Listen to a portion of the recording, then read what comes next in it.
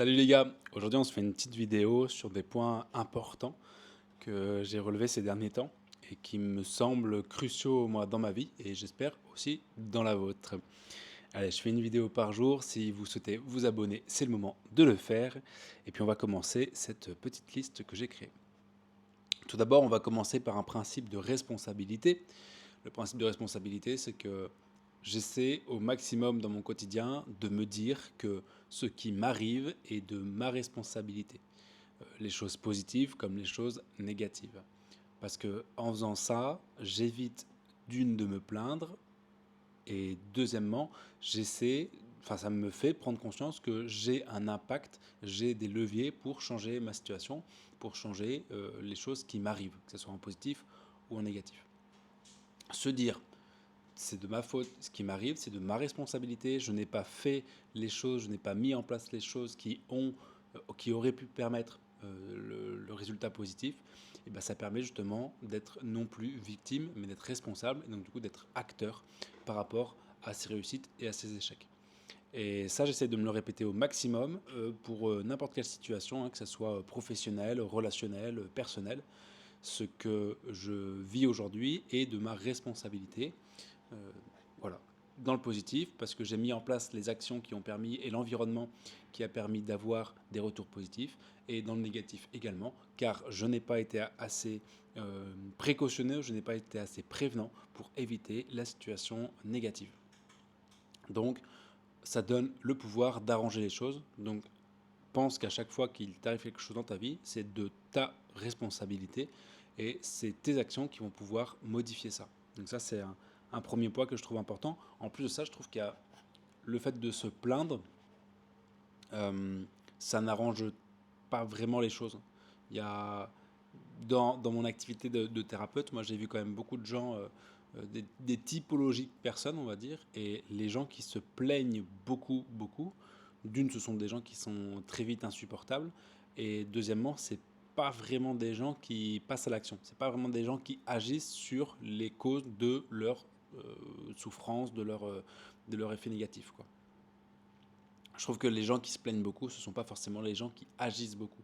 Donc la personne qui se plaint peu, qui prend la responsabilité de la situation qui lui arrive, eh bien, elle va agir, elle va tenter d'agir en tout cas pour se sortir de cette situation.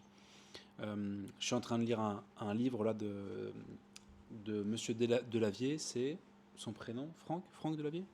Ah non, j'ai oublié. De Monsieur Delavier, c'est...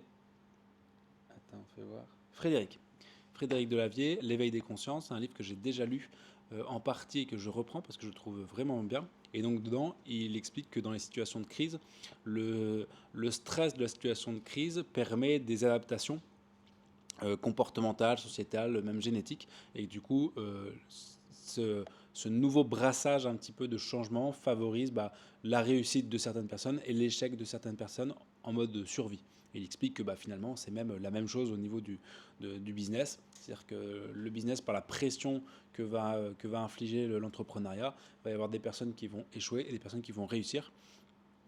Et les personnes qui vont réussir ne vont pas passer leur temps à se plaindre de la situation, ils vont essayer encore, encore, encore, encore et encore différentes voies pour pouvoir, à un moment donné, se sortir de la situation. Alors que si tu es juste, tu te plains de dire ah ma situation elle est pas bien, je suis pas heureux dans comment je suis, ça me va pas, ma relation elle me va pas, ou voilà je me sens pas bien avec moi-même. Si tu ne fais rien et que tu passes juste ton temps à te plaindre, et malheureusement il y a rien qui va changer et en plus ça tu seras vite chiant pour les autres parce que là-dessus, il y a une différence entre les hommes et les femmes pour le coup. Les femmes ont un soutien de la part de leurs amis, c'est-à-dire que on voit, c'est dans la culture populaire, que une femme qui a été par exemple trompée ou qui s'est séparée, tout de suite elle va appeler ses copines et elles vont se rejoindre et elles vont pouvoir discuter ensemble longtemps, longtemps, longtemps, longtemps. Et elles peuvent discuter, discuter, discuter, discuter, discuter. Et c'est ok. Chez les hommes, par contre, je ne t'invite pas à te plaindre en permanence à tes potes parce que en fait, ça va vite les saouler. Tu vas pouvoir le faire une fois, deux fois, trois fois. Au bout d'un moment, ils vont te dire, allez, c'est bon, on arrête quoi. Déjà, la première fois, ils vont te dire, ok. Deuxième fois, ils vont te dire, viens, allez, on va boire un verre. Euh, Ça va te changer les idées. Et puis, si tu reviens toujours en te plaignant de la même chose, ils vont te dire à un moment, écoute, t'es un peu chiant. Ou alors, ils vont pas te le dire et puis ils vont s'éloigner de toi. Donc, les hommes, malheureusement, nous n'avons pas, malheureusement ou heureusement, je ne sais pas, nous n'avons pas de soutien comme ça permanent. Euh, il faut euh, avaler la pilule, le faire personnellement, discrètement, et ne pas se plaindre tout le temps, tout le temps, tout le temps, parce que ça devient vite insupportable pour les autres en fait. Surtout quand tu fais rien pour changer ta situation. Le deuxième point, c'est que ça fait un écho au premier, les émotions que tu ressens, elles sont passagères. C'est-à-dire que les faits concrets, eux, ils sont là, ils vont rester si jamais il n'y a rien qui change. Par contre, les émotions, elles vont passer. Sauf dans le cas de la mémoire traumatique. La mémoire traumatique, c'est une mémoire qui se crée lors d'événements traumatiques, du coup, pour le coup.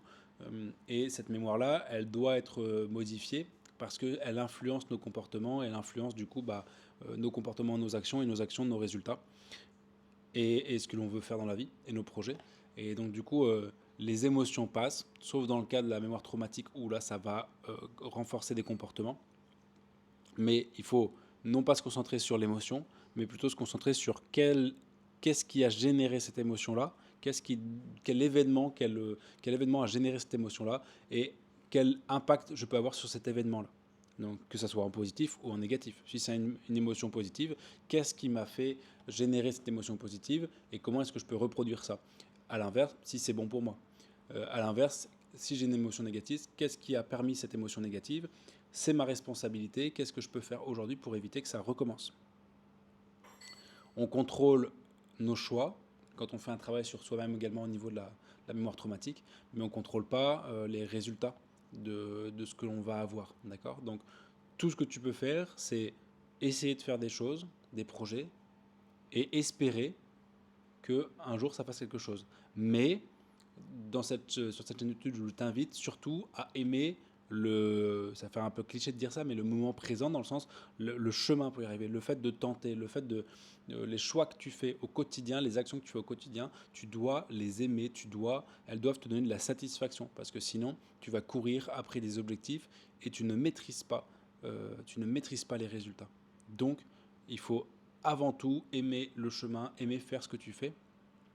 Et, et là, je regardais une vidéo hier, une vidéo YouTube, et la personne disait que euh, pour faire ce qu'elle faisait, il fallait être vraiment passionné. Et que cette personne-là avait lancé plusieurs choses différentes, dans plusieurs domaines différents.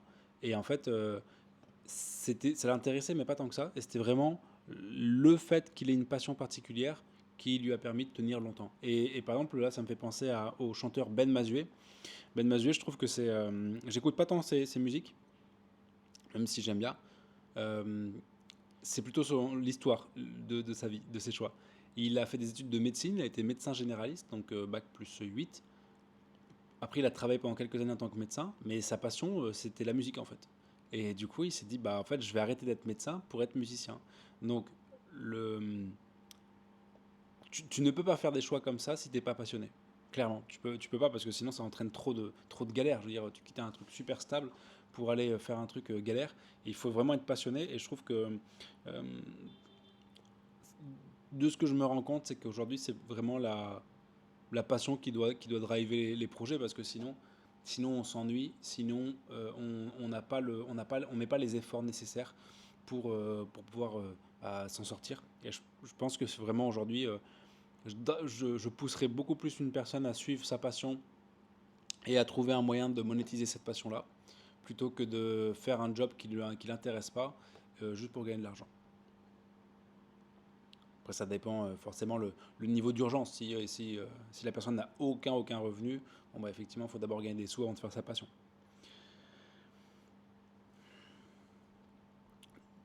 Un autre point, c'est que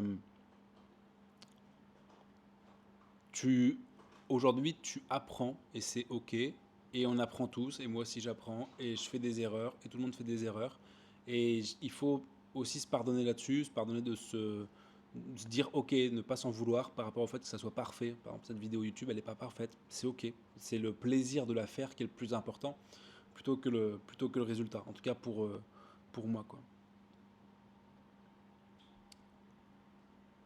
Et puis, j'ai eu un appel il n'y a pas longtemps avec une personne qui avait besoin d'aide sur son activité de thérapeute. Et elle me disait, mais pourquoi Lucas, est-ce que tu fais des vidéos? Pourquoi est-ce que tu donnes des informations? Pourquoi est-ce que tu donnes ce que tu as fait, pardon, ce que tu as fait pour ton activité gratuitement et tout? Et je lui ai expliqué qu'en fait, il fallait pas, quand on aide les gens, il faut pas compter. Quand on aide les gens, il faut donner vraiment, sincèrement, honnêtement, et pas s'attendre forcément à un retour. Parce que le retour, on ne le maîtrise pas. Par contre, le fait de donner, eh ben, ça nous fait sécréter de la sérotonine. Sur cette chaîne, je t'en ai déjà parlé. La sérotonine, c'est une molécule qui nous permet d'avoir un sentiment de contrôle sur notre environnement. Enfin, le contrôle sur notre environnement et la gratification sociale va nous faire sécréter de la sérotonine. La sérotonine va nous faire va nous donner un sentiment de plénitude, de paix intérieure, de réussite, de satisfaction.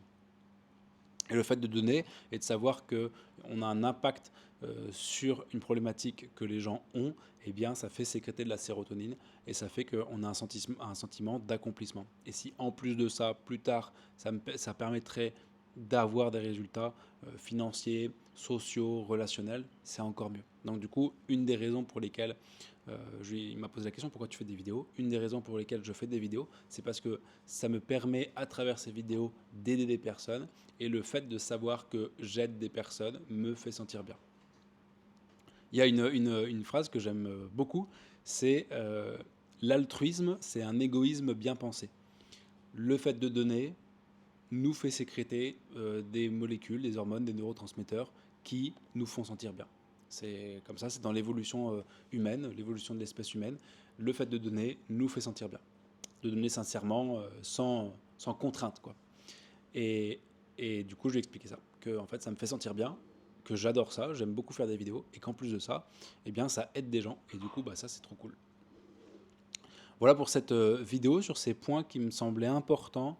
La responsabilité, tu maîtrises tes choix, tes actions, pas les résultats. Fais des choses que tu aimes faire. Ne te plains pas trop en tout cas. Et puis voilà, ça sera déjà pas mal. Et puis bah abonne-toi à la chaîne aussi.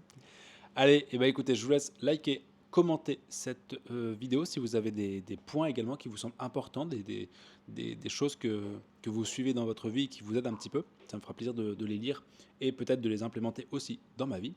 Je vous souhaite une bonne journée. On se voit demain. Ciao, ciao.